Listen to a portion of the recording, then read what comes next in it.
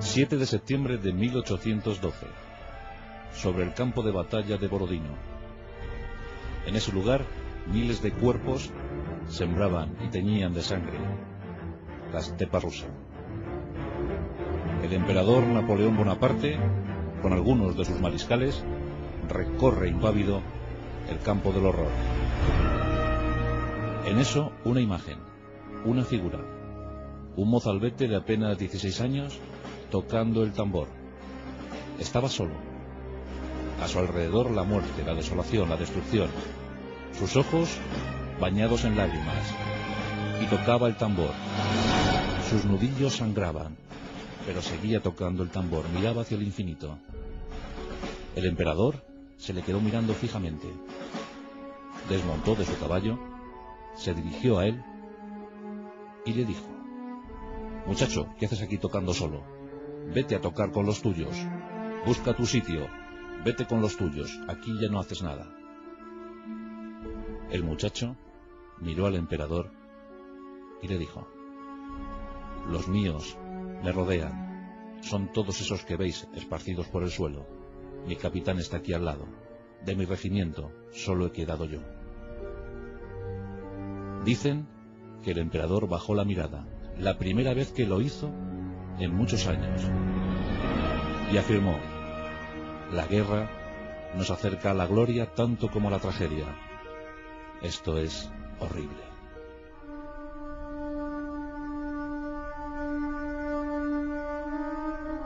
En efecto, la campaña de Rusia fue la hecatombe para los ejércitos napoleónicos.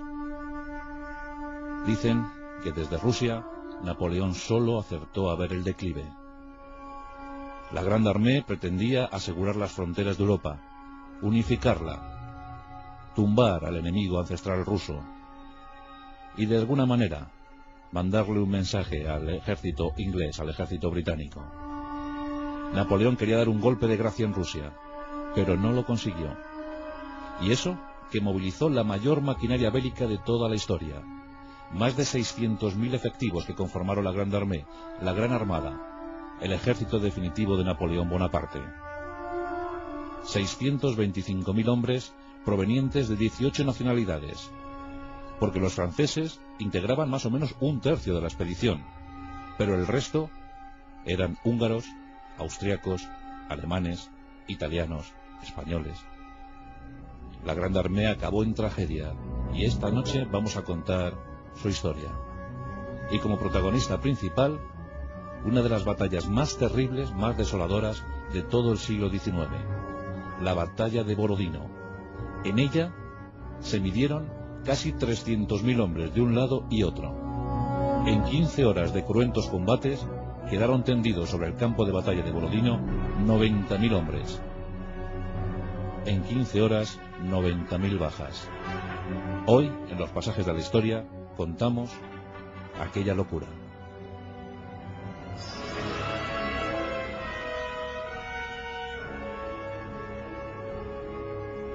Como hemos dicho, Napoleón Bonaparte necesitaba dar un golpe de gracia. Frente a él, la inmensidad rusa. Frente a él, el zar Alejandro I. Rusia se presentaba como un enemigo tremendamente hostil para los intereses napoleónicos. Por tanto, había que movilizar un gran ejército. Había que sembrar toda la desolación posible por los territorios rusos y hacer que Alejandro I firmara la paz. Una paz muy necesaria para Napoleón. Una paz que le permitiría apuntalar su imperio. Nos encontramos en los inicios del verano de 1812. 625.000 soldados, la flor y nata de los ejércitos napoleónicos, están a punto de cruzar el río Niemen. 24 de junio de 1812. Las vanguardias napoleónicas comienzan el vadeo del río. Napoleón pretende dar una batalla definitiva. Pretende el cuerpo a cuerpo. Pretende el choque frontal con los ejércitos rusos. Al frente de estos ejércitos rusos, estupendos mariscales, grandes generales. Ahí estaba Batacrión, ahí estaba Kutuzov. Tenían miles de efectivos, Pero la estrategia rusa pasaba por otra cosa. No pensaban igual que Napoleón. No iban a hacerle el juego a Napoleón. A favor, millones de habitantes en Rusia, millares de efectivos para su ejército, la inmensidad del territorio y además el invierno. Había que aguantar, había que esperar a que llegara el invierno. Una vez que éste llegara, todo sería más fácil para los intereses del zar. Napoleón no quería llegar al invierno, quería dar ese golpe maestro en el verano de 1812. En junio, miles de hombres sortearon el río Niemen y empezaron a avanzar sobre Rusia. Para sorpresa de Napoleón, los rusos no presentaron batalla, tan solo combates aislados, política de tierra quemada, repliegues tácticos una y otra vez, golpes de mano, pero poco más. Napoleón empezaba a desesperarse. Durante semanas, los ejércitos napoleónicos fueron avanzando. Pequeñas batallas como la de Smolensk, pérdidas constantes, 1000 hombres aquí, 3000 hombres allá.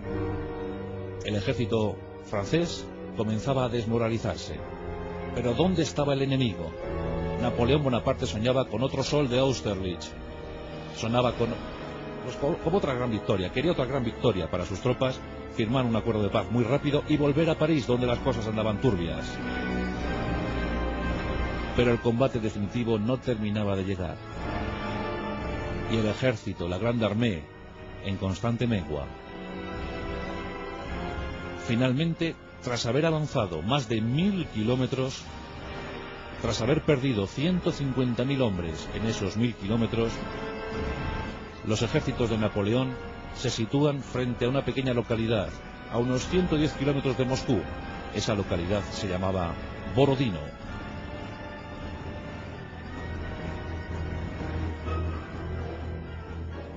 Los rusos, a cuyo mando estaba Kutuzov, el gran mariscal Kutuzov, un hombre ya veterano, anciano, dicen de él, lo podemos leer incluso en algún libro del clásico, como Guerra y Paz, de Tolstoy, bueno, pues dicen de él que se dormía en las conferencias, que no le gustaba la estrategia, que no era un defensor de la táctica ni de la disciplina, y que tan solo confiaba en la Santa Rusia, en la Santa Madre Rusia. Kutuzov pensaba que Rusia lo salvaría todo. Pues Kutuzov ya había optado por presentar ese combate. El desgaste para Napoleón había sido evidente. Más de 150.000 bajas en las últimas semanas. Kutuzov había reunido a 120.000 hombres. Y toman posiciones cerca de Borodino. En Borodino había 3 colinas. Y allí se sitúan los rusos, los 120.000 rusos, que cuentan con casi 600 cañones. Kutuzov dispone a sus hombres, sitúa los flancos y crea un gran reducto central, un gran reducto de oposición donde sitúa piezas de grueso calibre. 120.000 hombres dispuestos a resistir hasta el final. Era lo único que había antes de Moscú. Los rusos quieren dar ahí una gran batalla, sobre todo de resistencia, tal y como habían venido haciendo en los últimos meses. Napoleón considera que ha llegado el momento, que por fin nos encontramos ante el punto decisivo de cualquier campaña bélica. Napoleón reúne sus efectivos. Cuenta con unos 130.000 hombres. En la retaguardia, 20.000 de la Guardia Imperial y otros 10.000 en reserva. Napoleón, confiado, solo piensa en la victoria. El 5 de septiembre de 1812, las dos formaciones están dispuestas para el combate. Algunas refriegas iniciales y la gran contienda, la gran batalla, que se produce en los albores del 7 de septiembre de 1812. Napoleón cuenta con unos 500 cañones. Sobre las 5 de la mañana, de las 5 a las 6 de la mañana, un gran estruendo cubre todo el campo de Borodino.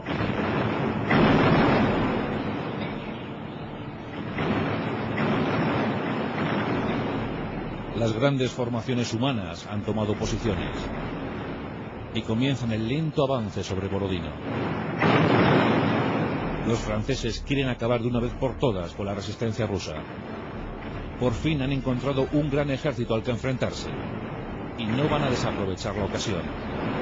Saben que si superan Borodino, si consiguen conquistar Borodino, Moscú estará casi a tiro de cañón. Tras el consabido cañoneo, los rusos aguantan, y Napoleón da la orden de atacar en toda regla. La línea francesa se mueve como una sola. Cuerpos de coraceros y granaderos avanzan sobre Borodino. Pronto, las vanguardias reciben los primeros impactos. Cerca de la localidad de Borodino llegan algunos regimientos, como por ejemplo uno de croatas, que toma parte muy activa en la batalla. Se comienza a luchar trinchera a trinchera, calle a calle. La caballería hace acto de presencia en el campo de batalla. En 3 ocasiones los franceses rompen la línea rusa, y en otras 3 los rusos la restablecen. El combate se generaliza en toda la línea. Los rusos están aguantando. Napoleón no da crédito a lo que ocurre. Ordena movilizar cargas inmensas de infantería. Los soldados avanzan. Caen a millares. En uno y otro bando cunde la desesperación. Pronto se van a agotar las reservas, en uno y otro bando. Kutuzov permanece firme. Los rusos, el ejército ruso, resistirá a ultranza. Los franceses, siempre llevando la iniciativa, están teniendo demasiadas pérdidas. Los mariscales de Napoleón, Murat, Ney, Eugene, solicitan al emperador que entregue las reservas, que haga avanzar a la Guardia Imperial. Pero Napoleón se muestra reticente. No quiere utilizar la guardia. Ney, el impetuoso Ney, se desespera. Dice: ¿por qué no se vuelve a las Tullerías? Es cierto que Napoleón llevaba con una pequeña depresión unas semanas, no conseguía sus objetivos y estaba algo triste, algo abatido. Pero ¿por qué no moviliza la Guardia Imperial Napoleón? ¿Por qué no quiere utilizar esos recursos? Es muy sencillo suponerlo ahora. Napoleón sabía que entre ellos y París solo tenía esa Guardia Imperial. Que si se rebelaban los prusianos, si los austríacos también se sumaban a esa rebelión, poco tendría Napoleón para ofrecer. Por tanto, no quería movilizar esa Guardia Imperial y en consecuencia no lo hizo. Mientras tanto, fue desgastando todo lo que tenía en la línea del frente. Y los hombres seguían cayendo. La batalla se estaba haciendo demasiado larga. Las horas se iban sucediendo. Era un día gris, tremendamente gris, cubierto por el humo de la pólvora, cubierto por los cañones, por las balas que hacían estragos, y los rusos seguían resistiendo. Finalmente llegó la tarde. Los ímpetus franceses iban decreciendo, pero los rusos tampoco tenían ya mucho más. Era difícil avanzar por el campo de batalla porque este estaba cubierto por miles de cadáveres. Los uniformes multicolores lo cubrían todo. En las últimas horas del día, Kutuzov da la orden. Sobre Borodino han quedado tendidos 60.000 rusos, casi 60.000 rusos. Con los otros 60.000 que le quedan, Kutuzov da la orden de retirada. Los rusos se repliegan, se van de Borodino. Los franceses avanzan tomando la posición, pero la victoria ha sido muy pírrica. 30.000 franceses han sufrido las consecuencias. 30.000 franceses ya no volverán más a Francia. Napoleón, abatido, contempla la escena. Ha vencido, sí, pero ¿a qué costa? ¿A qué precio? Y el zar Alejandro sigue sin dar muestras. No quiere firmar la paz. Napoleón se ve obligado, muy a su pesar, a iniciar un avance sobre Moscú. Está a unos 110 kilómetros, la gran capital de Rusia. Una capital construida en madera. Y dominando la capital, la fortaleza, el Kremlin. El 14 de septiembre de 1812, los exhaustos franceses, la exhausta Grande Armée, llega a Moscú, entra en los primeros arrabales, pero curiosamente no encuentra oposición. Lo que sí encuentra Napoleón es una ciudad en llamas. Moscú está ardiendo de arriba abajo. Todavía hoy se sigue debatiendo sobre quién o quiénes incendiaron Moscú. Casi todos afirman que fueron los propios soldados rusos los que quemaron la capital, para no dejar nada, siguiendo esa política de tierra quemada, a los franceses de Napoleón. Napoleón todavía confiaba en esa paz que llegaría desde las manos de Alejandro I, pero no llegó, nunca llegó. Napoleón esperó 5 preciosas semanas en Moscú. No hubo noticias, envió misivas, envió correos, pero no hubo noticias de los rusos. Lo que sí en cambio recibió fue que el ejército ruso se estaba reorganizando y se estaba preparando para atacar. ¿Qué podía hacer Napoleón? Empezaba a ser rodeado. Los efectivos habían menguado considerablemente. Sus mejores oficiales habían caído. Por ejemplo, en Borodino habían desaparecido 43 generales y 110 coroneles. Oficiales de alto rango, muy necesarios para aquella campaña, y que habían muerto en Borodino. Napoleón, abatido, ordena el 29º boletín de la Grande Armée, un boletín extraño, misterioso, lleno de flecos, y ordena la retirada. No se puede hacer otra cosa. Están en octubre y el invierno ha llegado, prematuramente. El frío hace presa en los soldados franceses. La retirada es penosa, absolutamente penosa. Congelados, muertos por el hambre, soportando situaciones de 35 grados bajo cero. Los restos de la Grande Armée inician la retirada. Han estado casi 5 meses en Rusia y no han conseguido nada, solo muerte, desolación, horror. Miles de jóvenes que no volverán nunca a sus hogares. Muchos mueren congelados, otros víctimas del hambre. Hay casos de canibalismo. Los caballos son los primeros en caer. Hay escenas donde se ve a hombres corriendo tras un perro para degollarlo y comérselo cocido, con algunas ortigas que han recogido en el camino. Cuentan que cerca de Vilma, una localidad de Lituania, los soldados llegaron y el número de 80.000 allí murieron, víctimas del hambre, de la enfermedad, del frío. Hay algunos casos que lo dicen todo. Algunos soldados llegaron a uno de los laboratorios de la ciudad y extrajeron de aquel laboratorio pues órganos que habían sido guardados en formol, animales que estaban allí para la investigación, para el estudio, y que fueron devorados por los soldados franceses. Incluso órganos humanos conservados en formol fueron ingeridos por los soldados franceses. No había nada. Cuando alguien caía enfermo ni siquiera ya se le atendía. Simplemente le quitaban la ropa, en un afán por sobrevivir, por aguantar. Poco a poco la Grande Armée se fue deshaciendo. Caían a cientos, a miles, todos los días había cientos de bajas. Y mientras tanto, los campesinos, guerrilleros y cosacos, sobre todo los cosacos, seguían hostigando a lo que quedaba de aquel ejército napoleónico. Famosas eran las cargas de caballería cosaca. Los cosacos odiaban a Napoleón. Querían infligirle el mayor número de bajas. Había leyendas que circulaban entre la tropa francesa. Decían que los cosacos no hacían prisioneros, y cuando alguno caía vivo en sus manos, le quitaban la piel a tiras. Nadie quería enfrentarse a los cosacos. Los consideraban como auténticos salvajes de la batalla. Las cargas cosacas hacían mellas tremendas en las tropas napoleónicas, que a duras penas se seguían resistiendo. Aún ofrecieron combate, a pesar del hambre, a pesar de la enfermedad. Aún consiguieron combatir en algunos momentos. Pero el gran desastre, la gran hecatombe, llegó en el río Beresina. Allí quedaba un puente por el que debían retirarse los hombres de la Grande Armée. La locura hizo estragos, se adueñó de la tropa francesa. Todos querían cruzar, el río estaba casi congelado. Muchos lo intentaban a nado, pero morían en el empeño.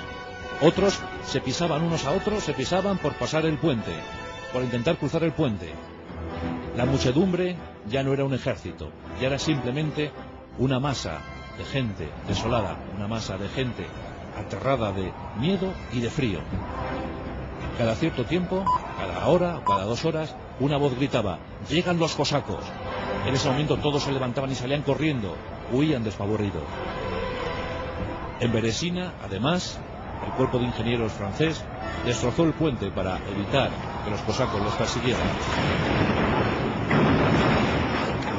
A cañonazos destrozaron ese puente y vendieron de esa manera la suerte de miles de compañeros. Los cosacos llegaron. Lo único que tuvieron que hacer fue rematar la faena. Lo que quedaba de la Grande Armée quedó allí en Beresina. Más de 30.000 hombres fueron masacrados por los rusos. 30.000 hombres muertos en el río, en el puente aquel de Beresina, en aquel puente lejano. Tras 5 meses de cruenta epopeya, Napoleón tuvo que huir a uña de caballo porque, según le contaron, en París alguien se había sublevado. Una sublevación que apenas duró 24 horas y que él simplemente se limitó a decir, se limitó a afirmar: no pasa nada, cuando yo llegue a París todo se habrá solucionado. Detrás dejaba a más de 500.000 de hombres. De la Grande Armée tan solo consiguieron llegar a su casa unos 75.000. 75.000 de aquel majestuoso ejército de 625.000 efectivos.